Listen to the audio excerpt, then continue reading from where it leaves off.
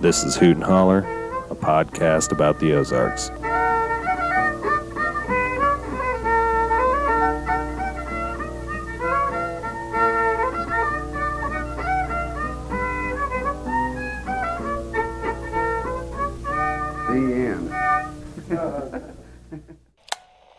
Yeah, so for context, Terence, Taylor's in Fayetteville, Arkansas, northwest Arkansas, near the home of Walmart, etc. Joshua's in Springfield, Missouri, which is the third largest city in Springfield or in Missouri, and then I'm in Taney County, Missouri, outside of Branson in the hills. Awesome. I've never been to that part of the world, but I have spent a lot of time in Oklahoma and northern Texas. I did have a. See, we're. Or go ahead. We're more like you than we are like northern Texas. Yeah. Like I think after living in Kentucky, you'd feel a little bit more at home here than the flatlands. Right. Yeah, I've seen a lot of. It's always fascinated me because it does look a lot like eastern Kentucky. I think it's because it's the same geologic feature. It's bisected plateau. So that's what eastern Kentucky is. Eastern Kentucky only has 2 actual mountains in it. The rest of it is just, millions of years of erosion have made these really steep hollers and valleys, which is the exact same thing that is the Ozarks, I'm pretty sure, right? Absolutely. Yeah. Yep. Mm-hmm. Yeah. Yeah. So for that reason, So you've never been to Branson? I've never been to Branson. I've never set foot in Missouri at all. One of these days I will, though. Branson is it's a fucking trip, man. It's something else. I mean, you've been to like Gatlinburg, Pigeon Forge, that shit, yeah. right? Absolutely. Yeah, it's that. The people that low rent. Silver Dollar City, is that in Branson? Or? Yes. Yeah, Okay. yeah. Absolutely. So those people, the people that run Silver Dollar yes. City are the people, are the Hershend family group who are Dolly's co-owners in Dolly World. They manage Stone Mountain with Dolly. That never gets brought up in the Dolly discourse. Right. Yeah. I kind of went on a Wikipedia rabbit hole the other night reading about all the incidents that have happened at Herschel family's amusement parks and stuff. I mean, because it's like it's like for someone who's so concerned about her public image and legacy, Dolly Parton, it's like, why would you own an amusement park? Like, they're so legacy or liability ridden, you know what I mean? And it's like, right, they're so, I mean, it's just like plenty of potential for people to just get massacred. Like, why would she own one? My mom used to tell me, because we used to go to Silver Dollar City all the time as a kid, and my mom told me before the first time I went, there was this ride, it's called Fire in the Hole. Fire in the Hole. I was about to ask this. And she told me that somebody's head got chopped off on that ride, and then made me ride it. That was my question. Is that an urban legend? Okay, we need so to, you've at some heard point, it too. research this and find this out. It is. It's an extremely dangerous ride. Like, every year I go and ride it, and it does more physical harm to my body each year. It just keeps getting jerkier and jankier. Well, because you're just in a basically just a metal box with a superficial seatbelt, and it's like, good luck. And it's also a historical lost cause bullshit as the theme of the ride. So Right. Oh yeah. So I guess. I have one Dolly question. Is the Dixie Stampede? oh no, Is there more than one, or is it just the one in Branson? No, there's one. there is. There's 5. There was Okay. one at Dollywood, but they changed the name of it after I think some writer for Gawker or someone had written a piece about it. It's still called Stampede, and it's still the North versus the South, though. Yeah. I mean, it's the same here. They renamed it, but Yeah. Isn't the Dixie Stampede right next to the Dixie Outfitters up there in Branson? It's just right next to the Klan store. Yeah, the son of national director of the Knights Party of the Ku Klux Klan Tom Robb, his son runs a like neo-Confederate flag and merch store in Branson, and it's called Dixie Outfitters, and they had to take down their flags, so the strip's kind of been de-Dixified now. But Damn. Bummer. there was protests in front of it this summer, and people started getting death threats, and I don't know, it turned into kind of a shit show. What were like anti-police rallies turned into like nebulous anti-Klan rallies. Yeah. And then just forestalled the whole movement. Yeah. There weren't any more protests after that, really. Sounds pretty familiar. Yeah. So now that we've talked up Missouri. Yeah. Go to Arkansas instead, which Tom Cotton just today called the most Republican state in the country. Wow. Oh, man. That's a pretty bold claim. Yeah, I love having Tom Cotton as my representative. It's great. It's fantastic. 10 out of 10. Definitely recommend. What is his district? Like, is it mostly rural, or is he mostly... He's senator. Yeah, he's senator. Oh, he is a senator. If I said right. rep, sorry. No, you're right. I thought that might... Well, I mean, yeah, I guess we're in the running then, because our two senators are Rand Paul and Mitch McConnell, so it's like... Well, I was going to say, between our three states, we have the... and I'll take McConnell out of this. The three most worthless senators who don't do anything other than post and go on Fox News, between Rand Paul, Tom Cotton, and Josh Hawley. Yeah, I was going to say you have Josh Hawley. Jesus Christ, man. Yeah. And we have our own McConnell, too, because we have Roy Blunt, who was House Majority Whip for 2 decades or some shit, and is now the senior senator. Amazing. Yeah. That's part of why we wanted to talk to you. I mean, I don't know. I mean, we've all been listening to the Trillbillies. It's how we... Like, I don't think anybody who's listened to us would be surprised to learn that we're all fans of the Trillbillies. And I think we very first started talking about doing a podcast in the replies under a retweet of something either you or Tom said. It's like, fuck it, let's do it. So, yeah, pretty much. That's like being a rock band and having someone tell you that they had their first child at your show or something, or conceived their first child at their show.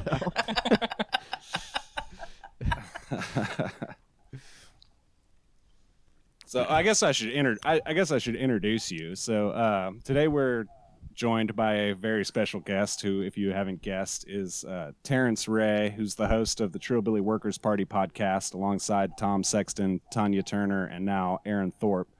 So thanks for joining us, man. This is big. It's like meeting your rock star hero kind of thing, you know. Well, I appreciate you guys having me. I mean, I saw that someone had said that your podcast was basically like the Trillbillies for the Ozarks, and I was like, well, I gotta talk to them. I mean, this is like anywhere in America, rural America, where, and I know that it's complicated. Appalachia's not a rural place. I mean, there are urban places, and I'm sure it's the same in the Ozarks. But anywhere where people are sort of outside of the sort of norm where media is created and creating their own media, it's like, well, I gotta talk to these people. So, I discovered your podcast at the beginning. I think whenever I first stumbled into you guys, you were on episode 3 or something like that. And it's funny, I had the word Trillbilly in like my Tinder profile for like 2 years because I thought it was funny. and this was like 2015, 2016. And so I had it in my Twitter bio too, because people kept asking me what it meant, and I kept coming up with new reasons or what it was. And then one day I logged on and had a notification that Trillbilly Workers Party followed you. And I was like, oh shit. And that's we how owe I you found royalty. you guys. You guys actually found me. Yeah. OG Trillbilly. That's right. Day one. Did that work well on Tinder? It always got at least a question, Okay. That's all you can hope for. Somebody said I reminded them of Yellow Wolf once, the Alabama rapper. I don't know that that's an accurate description, but I don't know. Taney County's own, buddy. Taney County's own. Well, Yeah, I'm trying to remember, like, even when I started listening, it's been, God, probably like a year at this point. But one of your tweets just like kind of popped up, and I was like, oh, this sounds cool. And then I listened, and then I just like listened to all of them. And then, now that we've been like in quarantine, I've been like, oh, I think the Trillbillies are my best friends. And then I was like, that's weird, Taylor. You got to go outside. We are. No, I mean, we've been doing the show for, I mean, it's wild. We've been doing the show for almost 4 years now. I mean, when we first started, I never thought we would have been doing the show for more than a couple weeks. I mean, we did, our very first episode was about Hillbilly Elegy and J.D. Vance. And we only did that episode because, Tom and I had a radio show for years, going all the way back until to 2013. And then Tanya and I mean, all three of us have known each other for a long time, but, Tanya and I had also done radio stuff together. And so, and fast forward to early 2017, that book comes out, and you've got all this sort of speculation about Appalachia and so-called Trump country. And at the same time, you've got these, interest in DSA. Chapo Trap House was getting very big at that time. Mm-hmm. And we were like, well, we could easily do this. We've got all the things we need for it, a radio, microphones, a way to record, and so we did a couple episodes, and then before we knew it, we were doing it every week, and then it turned into a year, and then 2 years. So it's like, at no point did we ever think that it would become our jobs. I mean, I guess Tom and Tanya still have jobs, but this is my only source of income at this point. So, I mean, you guys got a CNN profile last year, right? I missed that at the time, and I just stumbled over it, and I was reading it right before you logged on. It's pretty funny.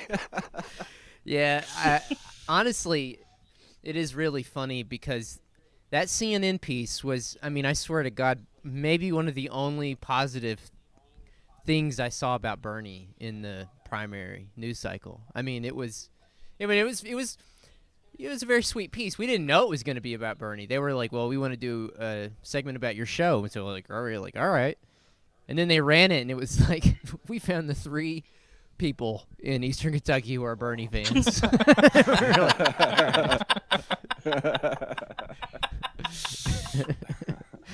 It's pretty funny.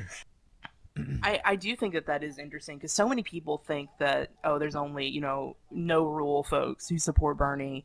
And I mean, and maybe it is just from the fact that I did grow up in a rural place. I live in a little bit larger of an area now, but I mean, most of like the younger rural people that I know are like, I mean, hell yeah, Bernie, like we're literally dying out here. Give us health care. Yeah. And so it's always so surprising to me when people act like, I talk to friends, I do comedy. So kind of just through that, you meet people and are like, oh my God, like we never expected, for people from Arkansas or Missouri or Kentucky to be so progressive. I'm like, oh, what?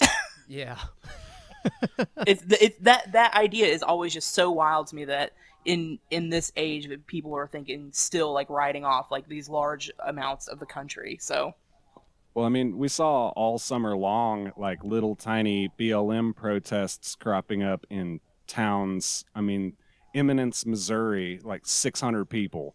The sheriff got so scared of like 6 teenagers holding a BLM rally that he called in militia groups. Like, Jesus Christ. Branson, Missouri had like 4 or 5 weekends straight where there was a protest, and I don't know that Branson, Missouri has ever had a protest before. I saw, actually, it was just like a month or so ago, I saw BLM written in chalk on the back window of somebody's car at the grocery store in Forsyth, Missouri, which is the county seat of a county that votes plus 50 Republican. I mean, yeah, I don't know.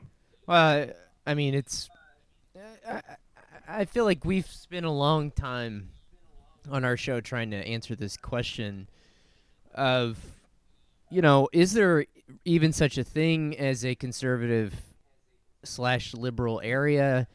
And I mean, I think there is, in the sense that you can have a community and its sort of cultural pretenses and institutions are conservative.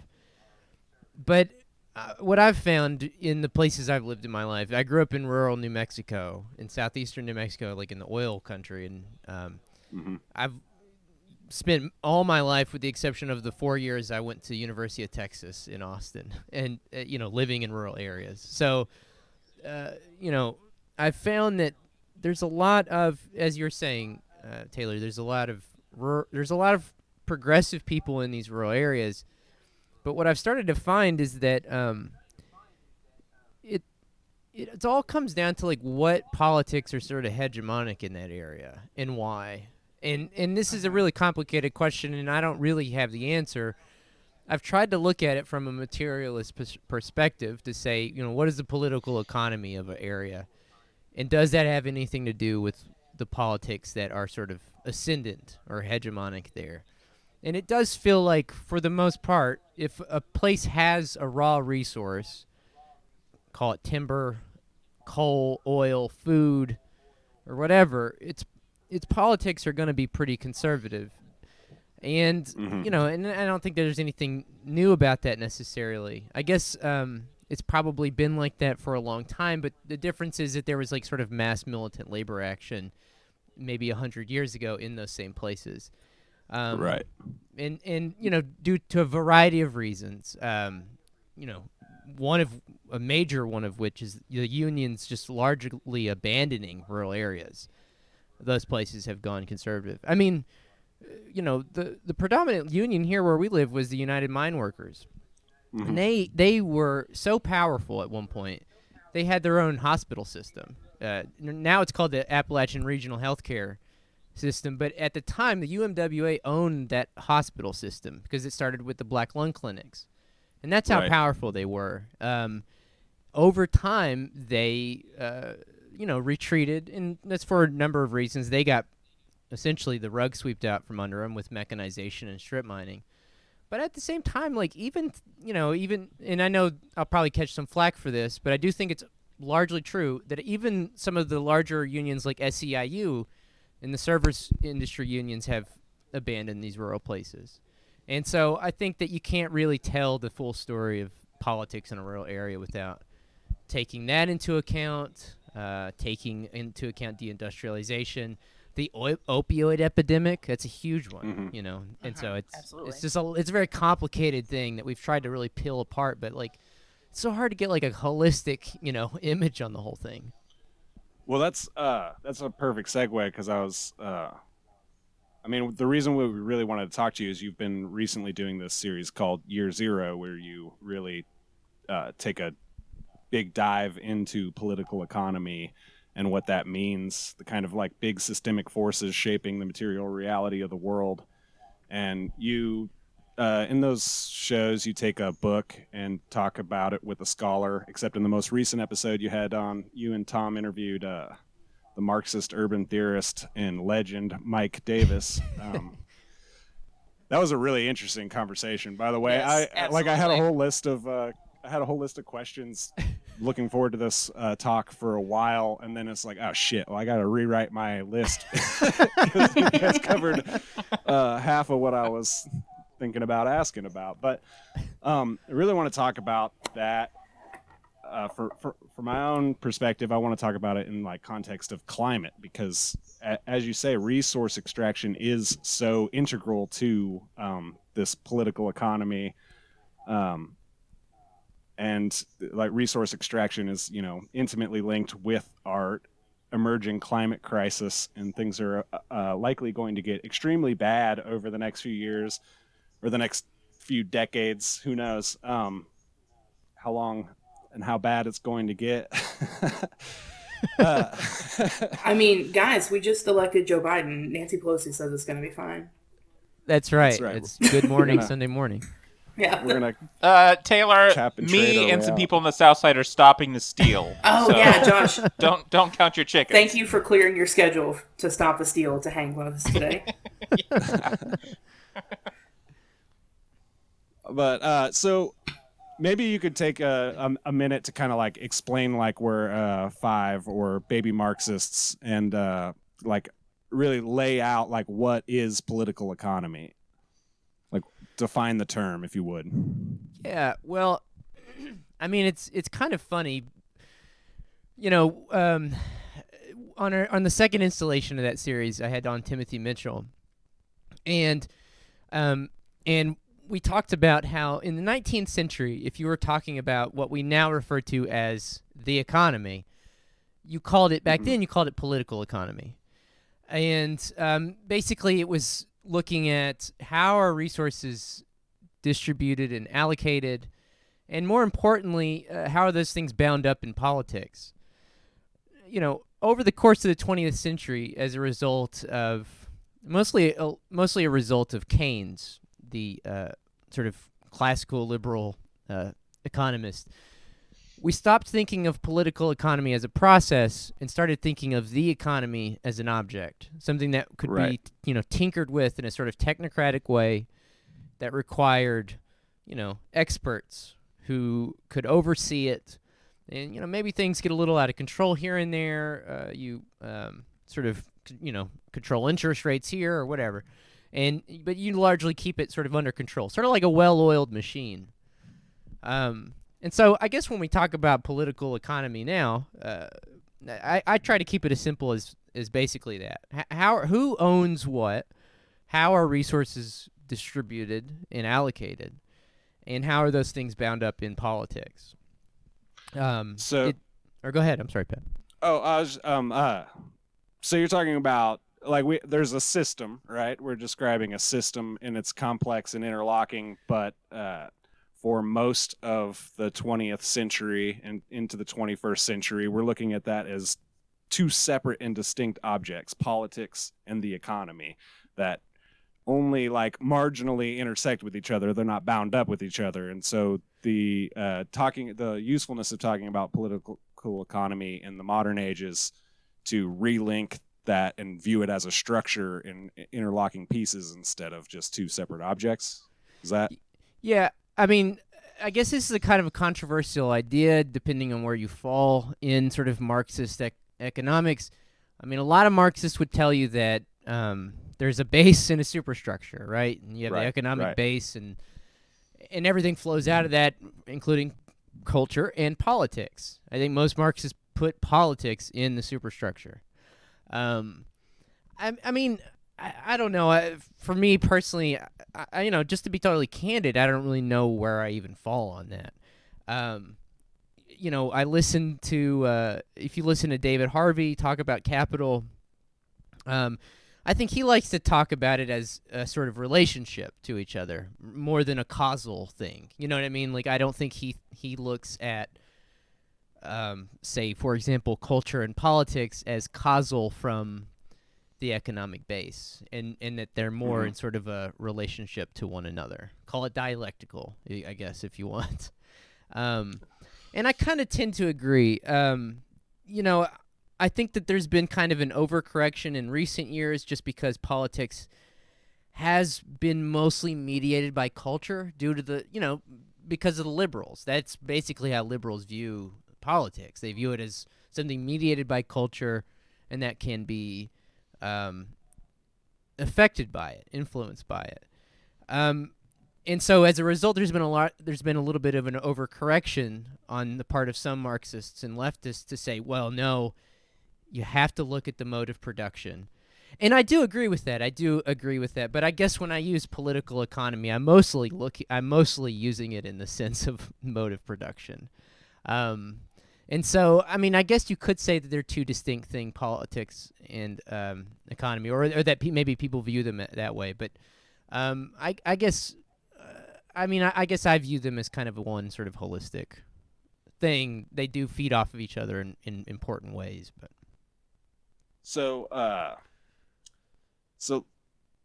guess when you're talking about resource extraction, when you're talking about the political and cultural relationships with resource extraction, like why, like as a worker, if you will, like why should I give a shit about political economy?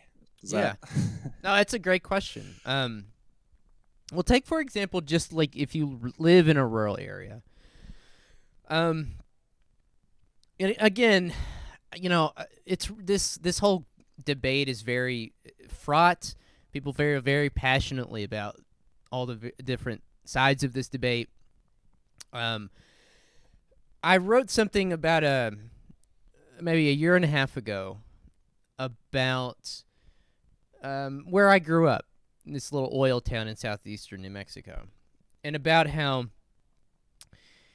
you could not ever, if you grew up in the working class, if you grew up like the son of a worker, or if you grew up as a worker, himself or whatever, you could never question the accepted dogma or wisdom that what you took out of the ground was, anything but pure and holy, and basically the bread and butter, the thing that put food on your table. And that is true. Right.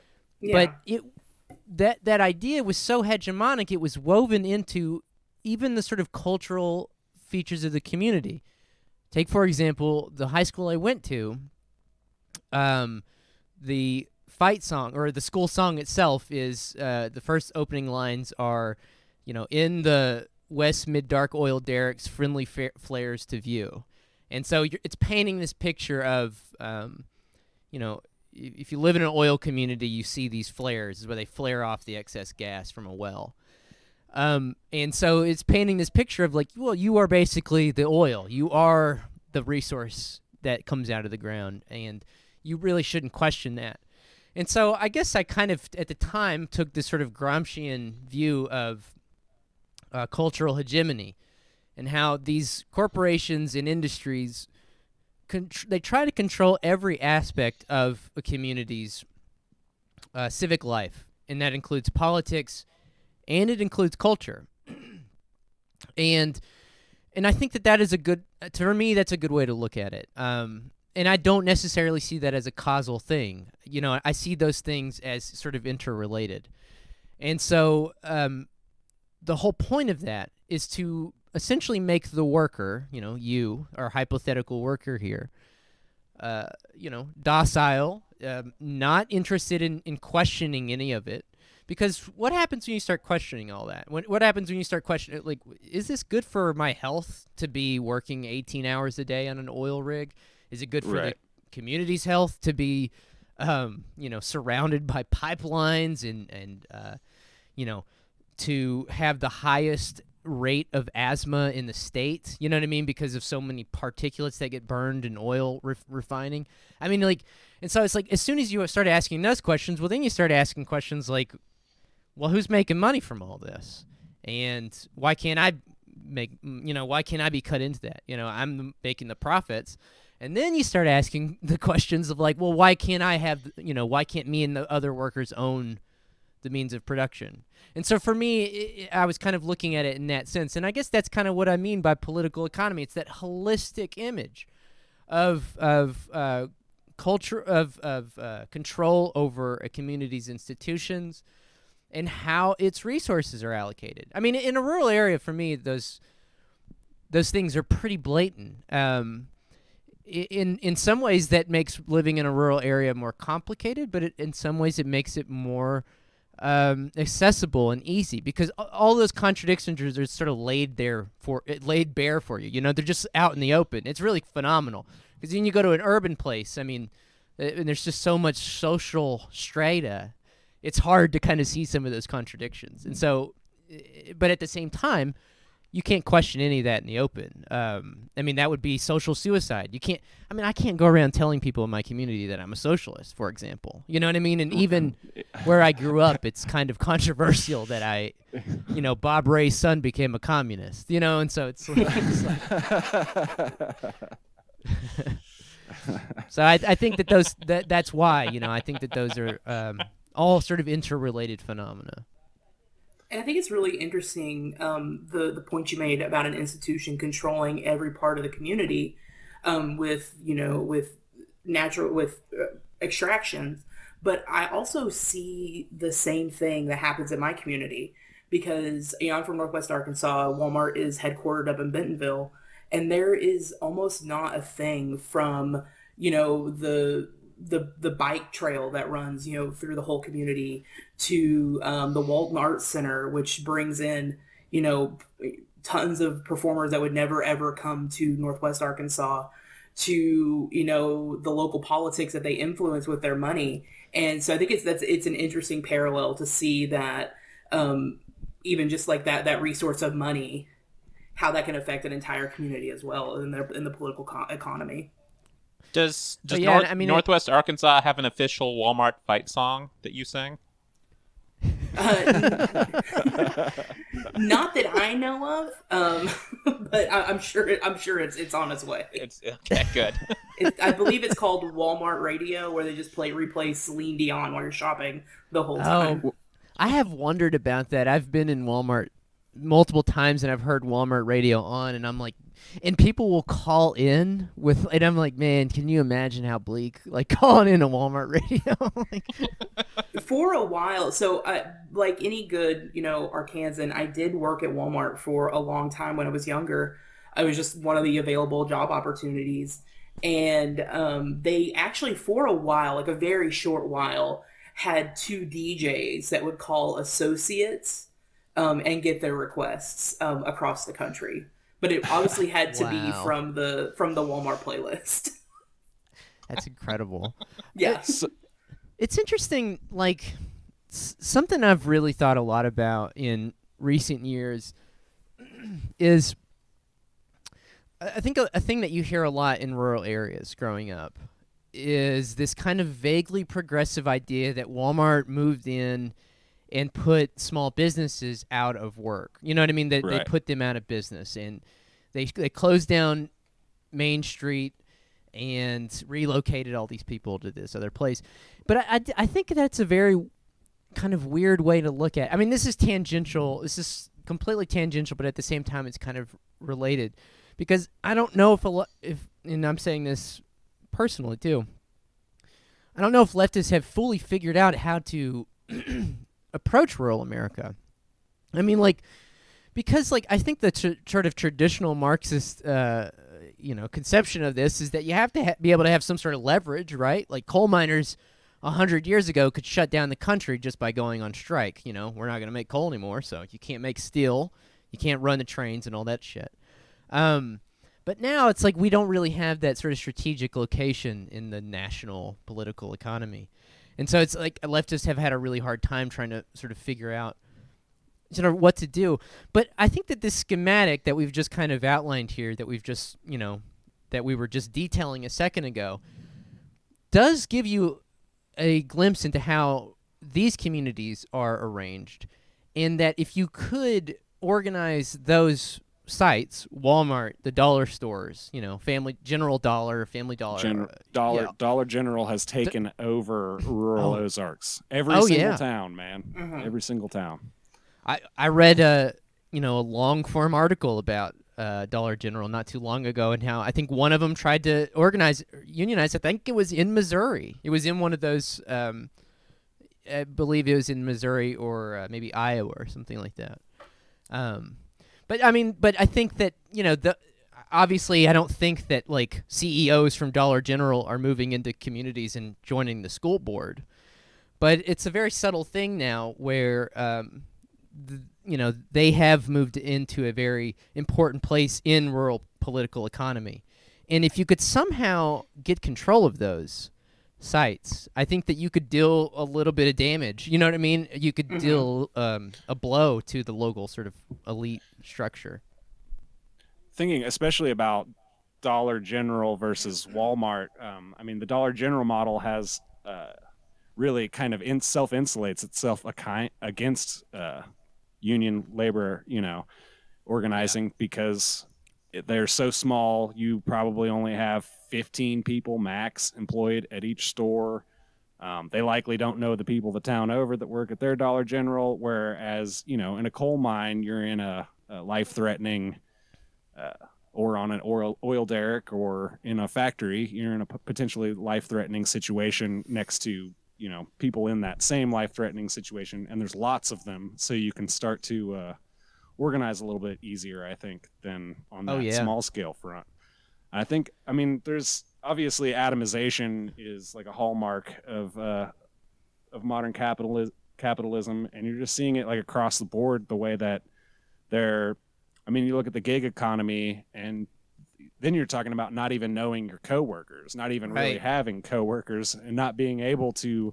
It's getting harder and harder and harder to organize. I spent years working in kitchens, right? And I always was trying to stir up shit in almost every single one I worked in, but it's impossible. Like, anybody who's ever even like had the whiff of a thought of unionizing in a kitchen can tell you like how fucking impossible it is, because you even have like class strata between front of house and back of house, and and it's really hard to build solidarity in that kind of situation. I don't know. This is something I've thought a lot about. You've got that sort of class strata within the work site itself, and then you've got it in the community to the extent, and this is kind of where it starts to get a little scary, but at the same time, it's so hard to know. But in a community, for example, take my community, there is still a little bit of coal mining left. It's not even remotely what it used to be. But there's a little bit of coal mining left, there's a little bit of timber removal jobs, and there's a little bit of oil gas drilling. Mostly it's gas, natural gas. Those jobs are mostly viewed by people, this is the kind of hegemonic image of them, as a sort of masculine, noble trade. You have to be skilled to do it. And it's very, very difficult to get people to see someone working, 80 hours a week in a McDonald's, or not even that, let's say 30 hours a week in a McDonald's and then 30 hours a week at another job. You know what I mean? Holding down multiple jobs, these kind of precarious jobs that people have to do in the service industry. It's very hard to get the former sort of job class that I was just referencing to see the latter one as just as integral, important parts of the economy. As a sort of holistic working class, something you could be in solidarity with. And again, there's all kinds of reasons for that. It's just riven with cultural, detritus and whatnot. And I don't know how you break through to that. The conservatives right now are trying, and I think Tom and I have talked a lot about this recently. The conservatives are trying to do this. They're trying to build themselves as the the party of the working class. And man. It's ridiculous. like Josh Hawley. Josh Hawley. Yes. Josh Hawley. Hawley. Our guy. Yeah. He's the guy who's best at it. It's terrifying, man. It's I don't know. We'll be talking about him for fucking years, and I hate it. Oh yeah.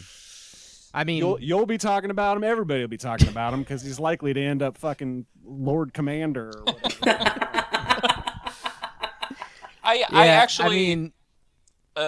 I think Terence said it, or maybe Tom did, that he's not charismatic enough to win, and that's how I feel about him and Tom Cotton and all of those guys that are trying to do the we are the party of the working class thing. I just don't think they're not Trump. You know what I mean? You're correct to put them in the same category. They're very online, but they're kind of socially awkward. Rand Paul, Hawley, and Cotton. I have met Tom Cotton in person and can confirm he is a very socially awkward person. Which, so am I. But, it's not my job. Imagine how, speaking of, just take Rand Paul, for example. Imagine how socially awkward you have to be tackled in your own front yard by your rich neighbor. It's not hard to get along. It is not hard to get along with your fellow rich neighbors. You know what I mean? Like, that's how socially awkward you gotta be.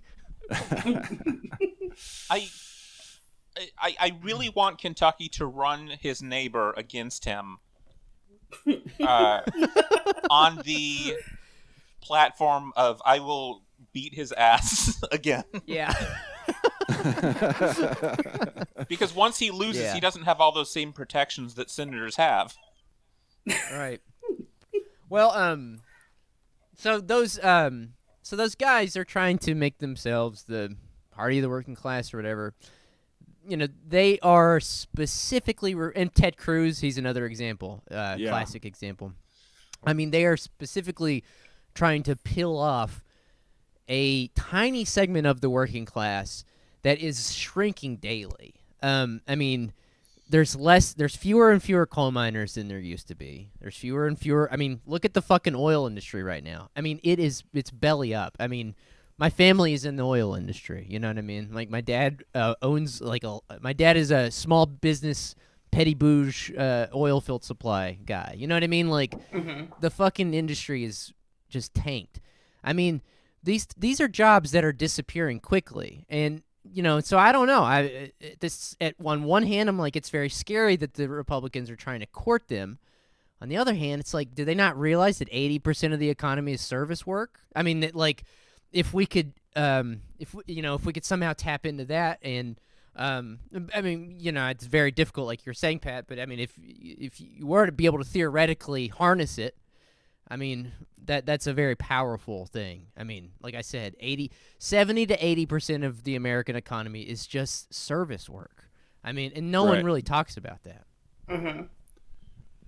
Right. Yeah. I mean, that's a trope, right? Is anytime somebody says a fairly fair criticism of the left is that there is too much fixation on this, like, working class as thinking back to some sort of like I don't know, MAGA nostalgia of the 50s or whatever of what working class means, and not reckoning with the fact that the amount of jobs in service industry are so high because we don't make anything anymore, and that the working class is obviously of color largely because because of income disparities, because of color and racism. Yeah, I don't know, man. Like, obviously, labor organizing is a huge battleground on the front of, like, dealing with climate change. I mean, it's just like one of the most natural lines along which we could possibly organize, but it's also becoming more and more difficult, it looks like. And most of labor continues to be captured by these, kind of ancient, bloated, decrepit, AFL-CIO structures. Right. That they were largely consolidated in like the 50s and 60s, basically as an act of anti-communism, right? Right. Like even as early as Samuel Gompers, you had this conglomeration of Union strength serving as a reactionary force instead of like a revolutionary force, which for a time, especially, Eastern Kentucky, West Virginia, was explosively revolutionary. It's been a long time since anybody shot at scabs. Is what I'm trying to say. No, I mean, you're right. I mean, the last big mining strike really in Eastern Kentucky, in Central Appalachia, was the Pittston strike in the early 90s, which, weirdly enough, Richard Trumka, who is now the head of the AFL-CIO, was head of UMWA at the time. So it's just like, but on that note, I mean, what you were just saying, a lot of what we're talking about, and Mike Davis, I think he mentioned this. If he didn't mention it on our episode, I've heard him mention it in the past. I mean, a lot of what we're talking about in these areas where we live is the fallout from the failure of Operation Dixie, which was the CIO's drive to organize the South. I mean, the CIO in the 1930s and 40s was a pretty revolutionary organization. I mean, it was.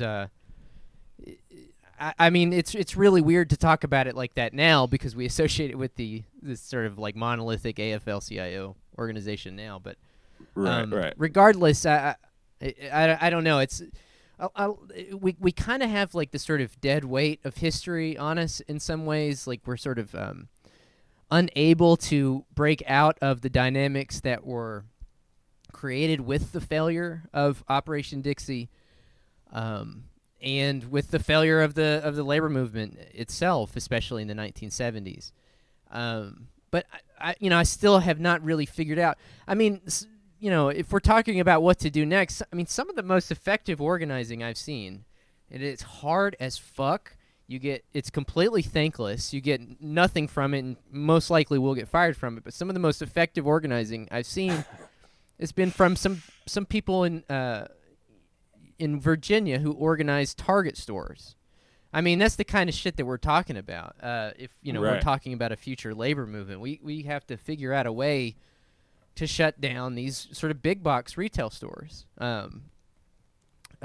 because in a store like that, time is money. And, if you can shut down one of those things, you immediately get people's attention. You immediately get a reaction. So, I'm not sure how to really go about it.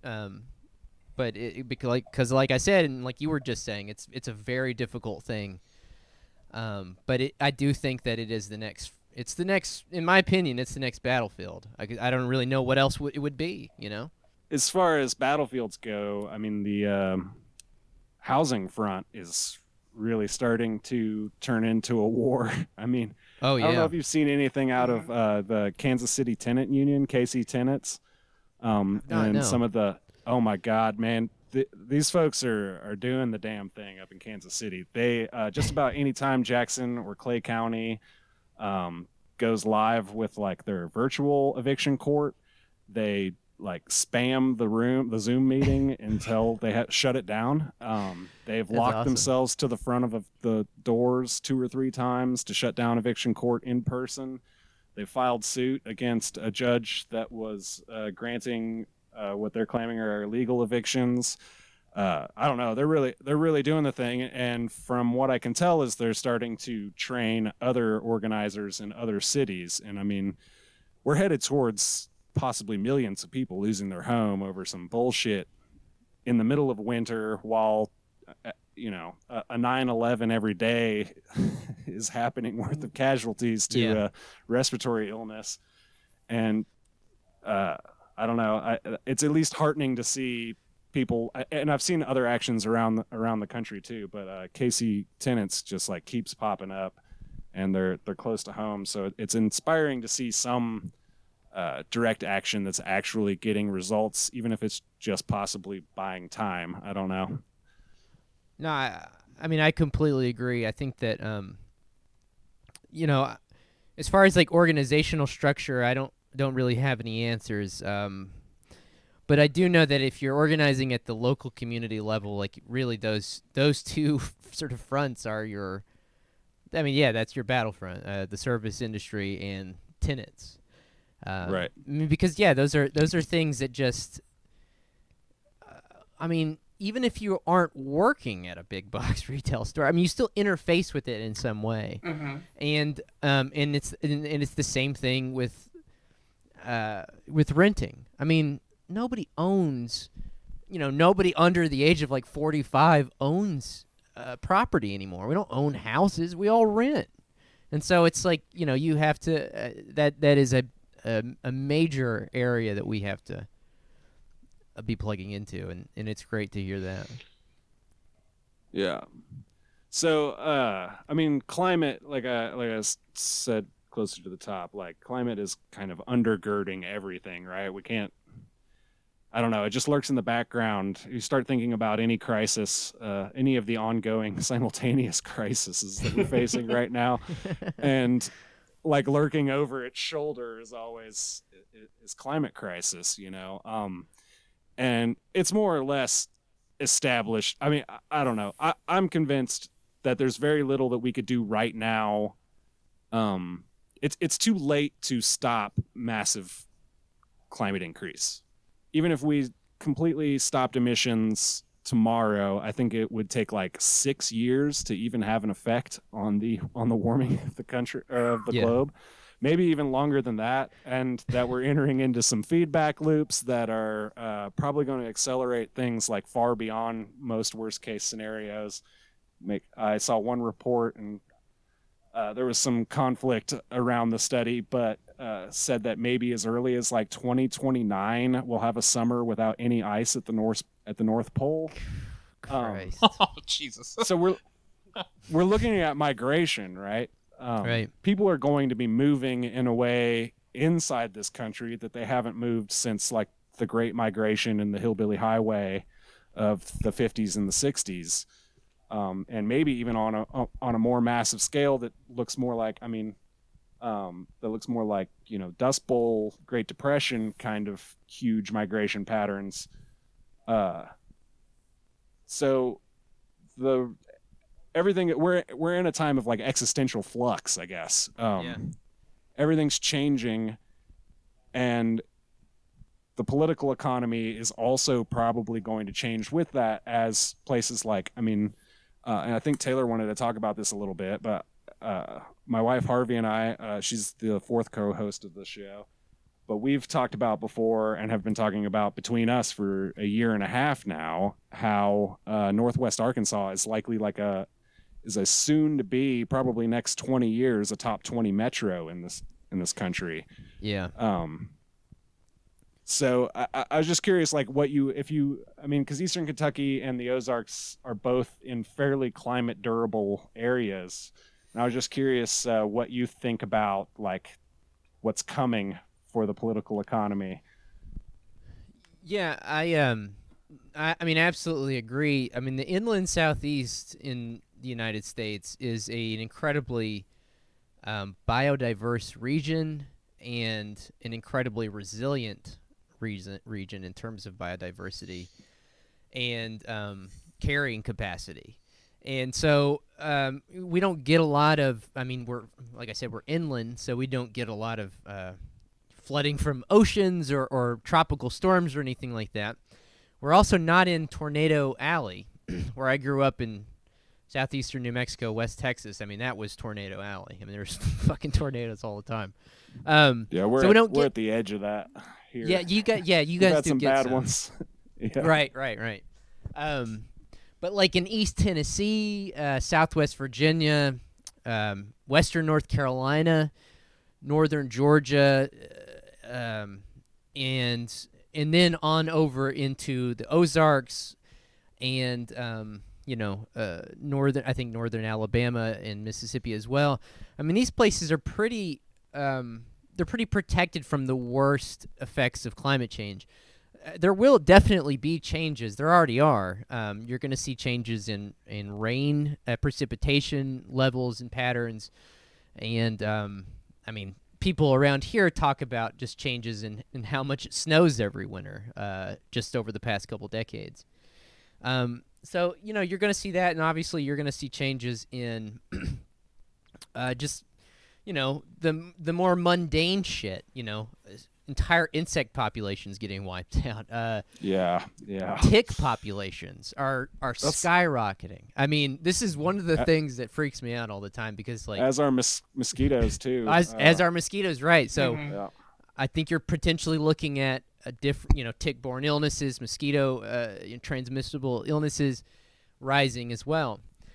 But in terms of building a social environment that is mostly insulated from some of those worst aspects, the inland southeast is one of the best. And so I think you're absolutely right. You're probably going to see migrations towards some of these regions. Eastern Kentucky, I don't think so, mostly because it is such a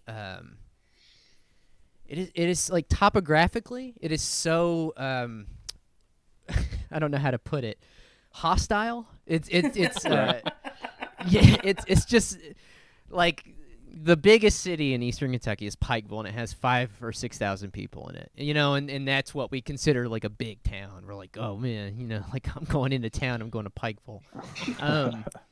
And it's always been that way. Even when coal mining was hugely profitable and employed a lot of people, the population base in Eastern Kentucky in large parts of Western Virginia as well, we're still very low. And so I think that those places will probably be still pretty rural. Eastern Kentucky and West Virginia are pretty fucked regardless in terms of large-scale industry, because most of the resources have been extracted. Like, most of the coal seams have been extracted. A lot of the timber has been extracted. And there's not a lot of arable land. That's the thing about Eastern Kentucky, and it's probably the same there in the Ozarks too. There's just not a lot of flat bottom land for you to grow large-scale agricultural product. I mean, specifically here, they dammed it all. All the bottomlands basically are in lakes now. Right. Same thing in Eastern Tennessee with the TVA, Tennessee Valley Authority. Yeah. And so, but at the same time, so I don't know. This is kind of where it gets into weird, like maybe Kim Stanley Robinson social engineering territory. It's like it's like maybe if you had some sort of large social democratic Green New Deal that could build out the infrastructure of some of these places in a way that's I don't know, not as exploitative and fucked up as the original New Deal was in some areas. But I don't know. I mean, obviously that takes a lot of politics and a lot of time, and time isn't exactly what we have. I'm with you in the sense that I don't think there's anything we can do about this in the next 5 years or so. But I do think that the sort of contradictions of this will obviously become more heightened over the next decade. And, you know, our hand will be forced, either ours or the right-wingers or whoever, whoever is left standing after the brawl. Right. I mean, that's my concern. Is it's like it's either eco-socialism now or pretty damn sure it's going to be eco-fascism later. You know, like the eco is going to be a part of it one way or the other, because we simply won't have any choice but to reckon with our environment on like a grand scale. So I mean, absolutely, that's what coronavirus is at the end of the day. I mean, it is an ecological disaster that was incubated. I mean, and Mike Davis has a whole book about it that was incubated in very specific capitalist agricultural practices. And so it's I mean, so it's already here, and that's why Mike named his book "The Monster at Our Door." So it's or no, he named the book "The Monster at Our Door" in the 2000s when he was like one of the few people saying, we might want to look into this, guys. This might be a bad deal if something like this ever happens. And then he re-released the book this year as The Monster Enters. And so it's so I said, I don't. That's the really fascinating thing, by the way, about Mike Davis. It's like I was reading a New York Times review of one of his books in the 90s. I think it was City of Quartz.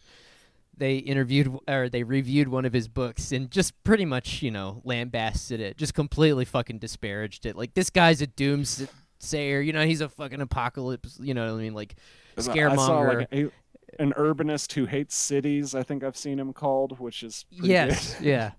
And now it's just like, well, maybe if we would have listened to him, like, we could have avoided some of this. Yeah. But yeah, I spend a lot of time outside. I spend most of my time either reading or walking outside or hiking, and just observing the sort of, I guess, what we want to call the natural world. And and yeah, there are changes happening. And I think the next decade or so is going to be very terrifying.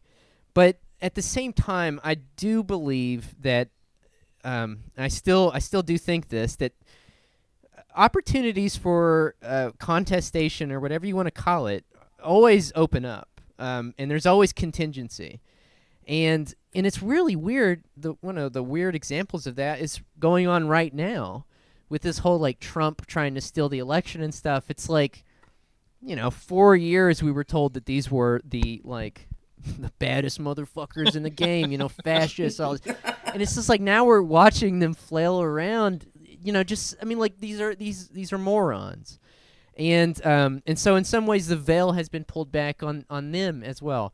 And I guess what I'm saying is that sometimes you have moments when those sort of contingencies or contradictions or whatever you want to call them are sort of laid bare and provide an opportunity, and we have to be waiting for it. I think that with the Bernie thing, we thought that we could just sort of force our way in through the door, and it looked like we did. We looked like we could. I mean, there was no reason really to believe that we couldn't. I mean, it was a 50-50 toss, you know? I mean, if you flip the coin, it might say that we had a chance, and if you flip it again, it might say that we couldn't. So that for that reason, you had to basically support it. But but I think that our mindset probably has to change. We have to open the sort of window of analysis in our minds from just 1 to 2 years on the horizon to 5 to 10, and say, what is my commitment to this? How long am I willing to sacrifice to this, and am I willing to basically sacrifice the rest of my life for it?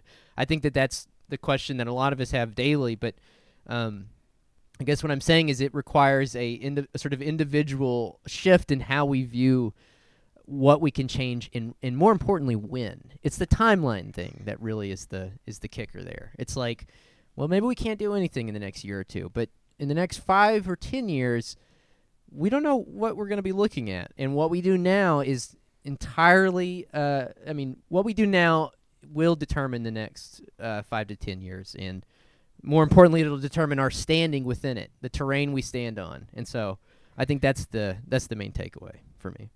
Absolutely. Another thing that I think about with, we talk about how in our area, especially, where we live, we are probably going to be looking at taking in, climate refugees. I do, like, with the current political landscape having all but written off, Tom Cotton's most Republican state, allegedly. I do wonder how those attitudes, how they're going to shift, towards this region, when it's like, oh shit, I think we all might have to move here now. We've spent, the better part of the generation. I'm gonna look up these motherfuckers' old tweets about us and what they what they said about red states and listen, I'm gonna let them in. Listen, I'm gonna let them in, but I'm gonna be incredibly petty about it the whole time. I will be a big bitch. Yeah, when they come here.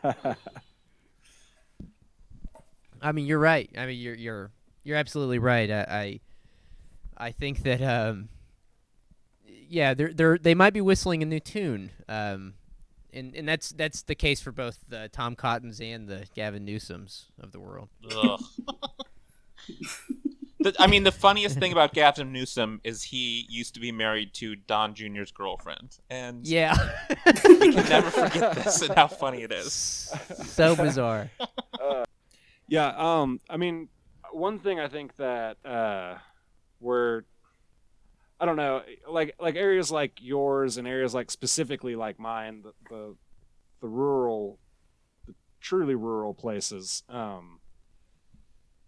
like that, often basically begging for redevelopment, right? Like a lot of these places have been more or less devastated by changes in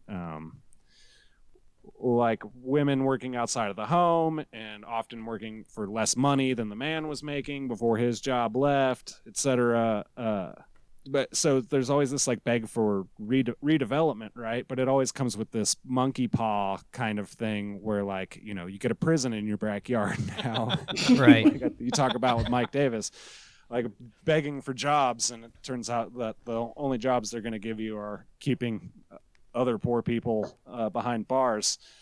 And I think that's I don't know, I still struggle to really to describe the economic character of the Ozarks, because we haven't been extractive in a very long time. There are still places, we talked about this on last week's episode, there's still places where they dig lead out of the ground, but lead and zinc and rare mineral mining was never as extensive as coal was in Appalachia, so there was never the culture kind of formed around it, and thus not much of the labor energy that, radical labor energy of the early 20th century here. Yeah, I don't know. It's just curious to see. You can kind of look back through the Ozarks, and that all ended some time ago. And so seeing the way that the political economy has shifted it, past railroads, like a transportation hub, past producing anything. There's not really a whole lot of productive output, and it's mostly just cities supporting themselves through selling each other shit. I guess I don't I don't really Right. understand. You've got communities formed where there's little that is exported, and almost everything is like imported into them. Um, Right.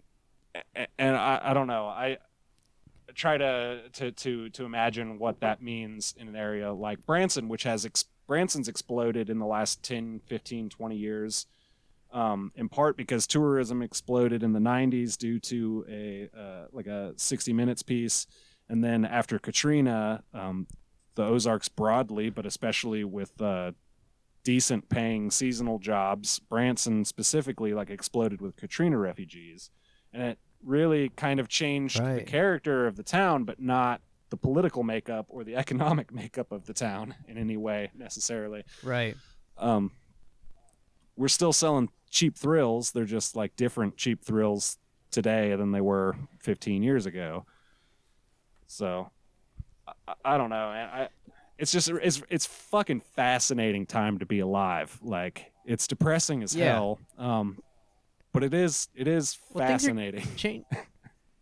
No. I mean, things are changing rapidly, and I've pointed this out before. But if you live in a rural place in this country, you have seen your community be completely revolutionized in a matter of just, I don't know, 3 to 4 decades. I mean, if you were born in like 1975, I mean, everything that you would have witnessed in the intervening 30, 35 years, I mean, it's just unheard of. It's insane. I mean, you've got deindustrialization, massive layoffs, and people losing their jobs, and then a resulting change in the gender economy, which what you were just saying, Pat. Mhm. And then you to top it all off, you've got this opioid epidemic. And Right. this is something that I think that I find fascinating. I've always kind of wanted to dig into this a little bit because the opioid epidemic is something that I feel very passionately about, but has also become a kind of right-wing sort of Yes. dog whistle Yep. or catchphrase. You know what I'm saying? And it's like something they talk about a lot too. The liberals don't really talk about it at all. To the extent that they do, it's mediated by something like Hillbilly Elegy or something. Right. But I do think it's a very fascinating phenomenon, and I do think that it largely accounts for, I pointed this out in something I wrote recently for the Verso blog. When you have massive changes in the sort of gender economy in a community, like we've seen in ours, for example, in the last couple decades, like historically, that generally results in some sort of like shift in local politics, in the local political structure. But Right. there wasn't. And so you have Right. to account for that. And the only way that I really know how to account for it is that at the same time this was occurring, these same communities, this was concurrent with deindustrialization, these same communities were flooded with opioids. And this did two things. This knocked people out of civic life altogether. Because, if you've ever done if you've ever done opioids, and I've done my fair share, you get pretty, you get pretty demoralized. You get pretty alienated from society. You are, I don't know. It's one of those drugs that is a very alienating drug. It's not like cocaine. You don't sit around and take opioids and talk all night. You know what I'm saying? It's You don't turn into Quentin Yeah. Tarantino just yelling everything you've ever thought at everyone around you. That's exactly right. That's exactly right.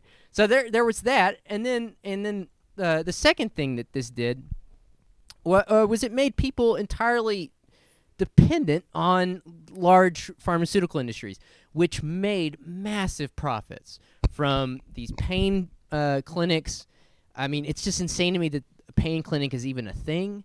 It's basically like a legal drug dealer. You literally go, you see a doctor who's probably got his license in like fucking Barbados or something, and and you tell him I have pain, and he prescribes you OxyContin, and it's just it's phenomenal to me that this isn't really ever talked about, at least in the sort of larger left narrative of what has happened in rural areas in the last couple of decades. And so the concurrent phenomenon of that has been the construction of kind of a rural super predator. Some a hillbilly who is in Amy Adams plays one in Hillbilly Elegy. Oh yeah. But someone who but is super just like, predators don't do fun skating around the hospital. yeah. True. Very true. But it did, it does create this sort of social crisis where people in the community say, well, all right, there's been these huge changes in the economy recently. My husband's been laid off at the coal mines. I've got to work double shift as a nurse and fucking waitress or something. But the bigger crisis in my community right now is that everybody's addicted to drugs, and they're tearing apart the social fabric, breaking into people's houses, wrecking vehicles. You know what I'm saying? So it's like it created this kind of social crisis in a lot of these communities that made it very difficult for any kind of change to occur that would reflect those economic changes. And so this doesn't really get talked about a lot. Like I said, liberals, I mean, maybe I'm just saying this because where I live and who my representative is, but I don't really ever remember hearing liberals talk about the opioid epidemic. They will mention it every now and then, but Republicans are weirdly invested in this, or at least my Republican representative is, and Rand Paul is. Complete what I've seen too. Mm-hmm. Is because it is. I mean, and this is an obvious point, obviously, but because it's a white drug problem. Yeah. And I lost my mind yesterday. I think I posted too much cringe about this, but I tried to call Josh Hawley and I called Billy Long, our oath representative, because the House passed a decriminalization of marijuana and bill to expunge records of people who have anything on the record for nonviolent marijuana offenses. And Long voted against it, and I couldn't get an answer from his office on why. And the Senate is obviously going to shoot it down because the Republicans, but why is what I want to. Why is Josh Hawley going to vote against this? Because it's just weed, man. Yeah, I mean, it's whoever figures out first that they're just leaving, a huge slice of the potential electorate on the table by not endorsing at least decriminalization is going to win. I don't know. Yeah. Like it's nuts. Like why John Ossoff isn't running on legal weed, which in the past he said that he supports. Like I know. I don't know. It's so fucking frustrating. And why didn't they talk about this during the election? You know what I mean? You're right. Are you idiots? Yeah, it's weird. And they just really leave weird. themselves open to be flanked. Yeah, it's like I remember them talking about this. I mean, I don't know. Maybe this is like kind of like one of those retroactive, memory fugue things, like a Mandela effect. But I could have sworn this was a major topic, like in the 2008 election. And even maybe a little bit in like the 2000 election. I mean, like they definitely talked about it in 2008. It's like they don't talk about it at all anymore. I remember in 2012, the second time Obama was running, 2012, and they asked him if he would be for legalizing weed, and he was just like, "Nope." Yeah. Shut up! You're in the Choom Gang. Fuck off. I mean, and then since then, states that Obama and the Democrats have lost terribly, like Missouri. Like Missouri was the bellwether state for almost all of the 20th century, and now it is just trifecta Republican, maybe forever, because there's a supermajority in a gerrymander year. But we passed shit like we struck down right for work by popular referendum. We passed medical marijuana by popular referendum. We expanded Medicaid by popular referendum.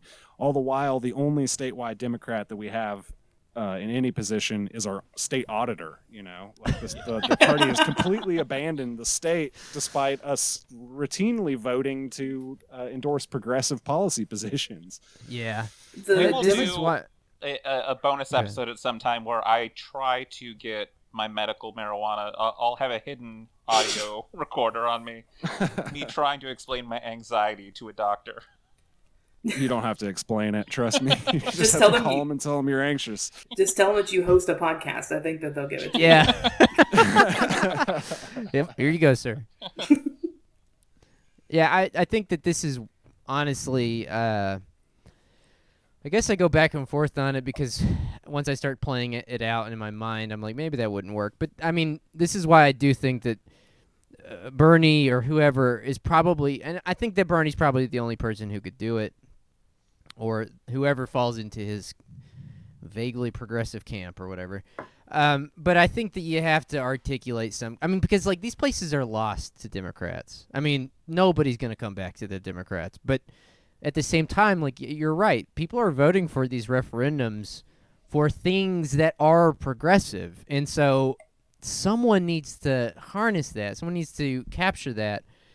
It can't be the Democrats. And so, like, who the fuck is it going to be? Like, I don't know. I don't know. I guess it's like a chicken and the egg thing. It's like, can you have the party infrastructure before the base, or do you need the base to have the party infrastructure? You know what I mean? Like, I don't have the answer there, but I do feel like at a certain point, these contradictions are not going to be able to be contained within the Democratic Party, within the dynamic established by the Democratic Party. And so I do feel like eventually Bernie and AOC and all these other people, their feet are going to be put to the fire on this. I mean, I could be wrong. I don't know. I've been wrong about a lot in electoral politics because it's not something I really understand all that well. But yeah, well, yeah. Well, I don't know, Josh, Taylor, you got anything else? I feel like most of the we touched on most of the topics. Yeah, no, that I wanted to talk about. Yeah, this has been fantastic. Thank you so much. My only question when I wrote down questions was, Terrence, do you know who Carmen is? Carmen, the Christian singer? Yeah. Oh yeah. Hell yeah. Oh, absolutely. Terrence, do you know what a hell house is? Have you seen the video for A Witch's Invitation? I've not seen the video. That's holy shit, dude! You got to see it. It's fucking insane. I need you to watch it, and I also need you to show it to Tanya. Okay, all right. I will do that. Growing up, my dad had a Carmen cassette. He was kind of like the thing about Carmen is he was like the big Christian hit. He at the same time as Stryper, before DC Talk got like massive. Yeah, you know what I mean? Mm-hmm. He was like the big. I mean, there were a few others around that time, but I would say he was probably the number one Christian artist. The Champion is the song that has been done by more people who act out like. What is it called? Like in church when you visual sermon? I don't know. Do you know the Champion? Like a skit? Like a sketch? Yeah, something like that. Where it's just like a live performance to the song, but they're not singing or anything. What I don't understand about Carmen is it like did he only make like novelty songs like that? No. He it was like P&W, like he people were singing this shit in church or what? Or is it like DC Talk where it's like just like kind of secular music or whatever, but it's instead Christian? Yeah, it was. The thing about it is it came at a time when I'm honestly, I kind of wanted to write something about this for a long time. Like the history of Christian music, because I think like I feel like you can probably make some deductions about mass popular culture through analyzing CCM. And so yeah, Carmen was he, as far as I know. I mean, I'm just using my own experience and the people I know. None of us sang him in church. It was sort of antecedent to church. As adjacent to church. It It's a was little like bonus. Right. you go to youth group and that's how they kind of get the cultural hook in. You pass those tapes around. Yeah. See, I didn't grow up in a church keeping household, but I did go to youth group every Wednesday because that's where all the cuties were at. No, exactly. You're the guy that swooped in and stole the girls from me, the guy who went on Sunday morning, Sunday night, and Wednesday night. Hey, man, I was up there in the front row, head banging during the concerts at the river. All right, man. Fucking POD covers and shit. Oh my god. Well, I've got the video for Witch's Invitation pulled up, and the profile or the preview pic looks great. So No, yeah, I'll definitely check no, it out it is when we get off. amazing. I mean, great song, but he doesn't actually sing. It's just like a spoken. It's like a hold steady song that Carmen is doing. I don't know. He's wild. I also so Pat, you might have to cut this if you think this is slander. But I have a friend who told me a story where Carmen has always been single, and he said that his friend got punched in the face by Carmen when he said, "So why have you never been married?" And Carmen said, "You think I'm gay?" and punched him. Oh shit! I choose to believe that's a real story. That kind of checks out. I mean, very interesting. Very, very I don't want to make any speculations about Carmen's sexuality, but I can see it. I can see it. Yeah. Look, the Italian Christian families just don't accept we're in a you precariously legal situation. Yeah. If you Google Carmen musician, the first next suggested one is "How is Carmen doing?" Carmen had cancer What's a couple the answer? years ago, so that might be why. Oh, okay. I see. Sorry to bring everyone How down does he feel? when we're owning Carmen. Oh, I wish him well. Yeah. Yeah. Same. Well, my dad once thanks opened again, for Terrence. Carmen. This is Yeah. yes, thank you We'll so do much. a prayer. Yeah. Thank Thanks you. for having me. I'll start a prayer chain for Carmen, and I like what you guys are doing, and this is a very great conversation. And like I said earlier, I always like to hear from people who are living in a part of the country like the one I live in, and are just trying to make sense of it. That's really all you can do. You just got to start where you live and just try to make sense of it. right. Absolutely. Well, thanks again, man. Yeah, thank you. Thank you so much. All right. A big thank you once again to Tarence Ray. You can find him at Tarence Ray on Twitter and the Trillbilly Workers Party podcast at patreon.com/Trillbilly Workers Party. I really highly recommend the Year Zero series, just the show generally, and that's all available wherever you got this. Who am I kidding? You're here because you saw that Terrence was on it. Once again, we are still looking for recollections and remembrances and what have you in audio or written form about the shot heard across alt country. If you were at the October 6th Wilco show at the Shrine Mosque in October of 2006, please holler at us at hootnhollerpod@gmail.com. And you can find us strewn across the social media landscape at hootnhollerpod. You can support the show starting just at just $1 a month, and up from there. It'll get you access to a bonus episode every month, weekly bonus content from hosts. This week I've got a squirrel gravy recipe for you, and somehow I managed to make that a little dark. Whoops, Midas touch.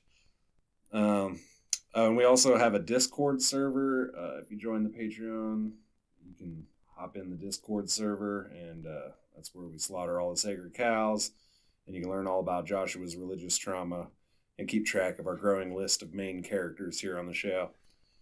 All right, on the way out this week, we've got Dirt Nap with what I've been assured is their most trill track, Chocolate Covered Ants, off of 2014's Oh Just Some Boys Horsing Around. 2014, Christ, them boys were just babies. Talk to you next week. Thanks for coming through.